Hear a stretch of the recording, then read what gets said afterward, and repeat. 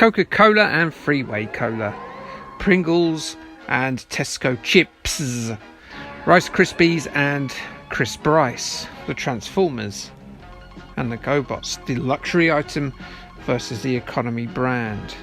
In the quality of the toys, the animation and the enduring appeal, there is no doubt who was the winner of the shape-shifting toy robot war of the 1980s. It was clearly the Transformers, but on the smaller battlefield of the 8-bit micros, surely there could be a win for Tonka's Gobots over Hasbro's Transformers, especially when you consider what a swing and a miss Ocean's Transformers was. Before we find out about how that skirmish went down, let's take a look at the history of the toy line and its related animation. Ladies and gentlemen, Challenge of the Gobots. The Gobots, much like the Transformers, were not an original toy line made by Tonka. Instead, Tonka purchased the likenesses of the Machine Robo range of figures made by a Bandai subsidiary in Japan. They would later add to that toy line range with other Bandai produced transforming robot figures in their range. They bought the range over in 1983, a full year before Hasbro's Transformers, and gave the alternating androids new names and a backstory, along with the prerequisite animation advert by Hanna-Barbera called Challenge of the Gobots. Challenge of the Gobots had the good guy Guardians pitted against the evil Renegades. Originally humanoids, the Gobots' homeworld was nearly destroyed by a huge meteoroid. So a benevolent genius known as the Last Engineer encased the last remnants of Gobotron society in transforming metal shells in order to protect them from absolute extinction. Unfortunately, this brush with obliteration didn't stop the warring pair of factions of the Renegades and the Guardians from carrying on their self-destructive behaviour, because we never learn, do we? Not even alien robots. And they took their dispute across the stars to our dear old friend Planet Earth. I know him quite well. And there lies the hook'em plot of the Gobots. The Gobots toy line got off to a great start before Hasbro nicked the idea wholesale and purchased transforming robot toys from other East Asian toy manufacturers, and then released them with a better animation and a better storyline.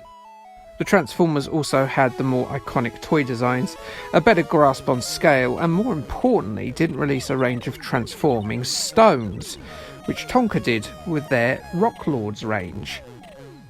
I think Tom Hanks was pretty clear about this in Big Guys. I know he's talking about buildings, but people do not want to play with geology. Well, there's a million robots that turn into something. And this is a building that turned into a robot. What's fun about playing with a building? That's not any fun.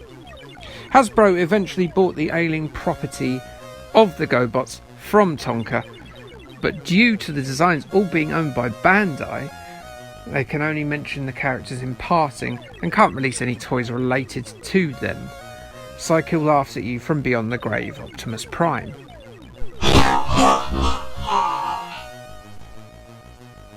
The Challenge of the Gobots game, though, it was released by Reaktor Software for the Commodore 64, the Amstrad and the ZX Spectrum.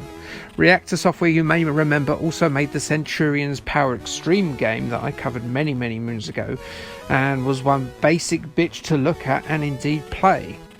Challenge of the Gobots is based on the storyline from the Hanna-Barbera cartoon, with the sinister human scientist Dr. Braxis, a co-conspirator with the Renegades led by Psykill. Well, he set up his villainy shop on the planet Mobius, and he plans to destroy the Earth from there. What a cad! You must assume the fighter jet flared legs, and indeed rest of his body, of Leader 1, the boss of the Guardian Gobots, and you must set off across the perilous Mobius landscape to bloody give Dr. Zebediah Braxis a piece of your mind, the absolute little sod. Mobius is a strange planet with the gameplay field set in a weird corridor rippled by hills. The tunnels are packed with all manner of goons and fighter craft who emerge from a variety of silos, meaning Leader 1's mission is fraught with danger.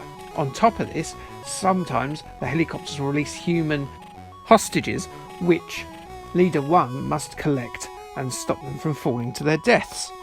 Leader 1 will spend most of his time in his aircraft form, but he can also skim across the planet's terrain in his robot form as well. He does this to collect rocks, which he can hurl at ground-based infantry of the dastardly renegades. This is a very smooth and automatic transition, but make sure Leader 1 doesn't slam face first into a hill when you do it. The main aim of the game is to blow up the dome bases of the enemies, which can be achieved by dropping clones of fellow Gobots Scooter into the holes of the bases. If you ever want an example of why Gobots failed, check out the design of Scooter juxtaposed with his nearest Transformers equivalent, Bumblebee. Look at that. Look at that transformed Scooter. How embarrassing. When the Scooter bomb goes off, you will clear the level, and you can liberate another bit of Mobius from Braxis and his robot henchmen. The game plays very much like a clone of Midway's Defender, with that game's speed and multi-directional gameplay, though there's the extra dimension of gravity that tugs at you from the terrain at both the bottom and the top of the screen. Leader 1's own inertia is a mite bit tricky too, with his speed going from Mach 10 to Captain Sir Tom Moore having a money-raising saunter in the backyard sort of levels of speed. It's like rubbing your belly and making a 3-course 5-star meal for the royal family. How difficult it is to get to grips with this weird landscape and its cumbersome control system. Especially that you've also got to contend with a relentless march of a legion of robot wrong'uns as well, who are determined to throw themselves into you and end your life and theirs. Challenge of the Gobots is very tough to get to grips with, and perhaps with a bit more time I could have got into the rhythm it required of me.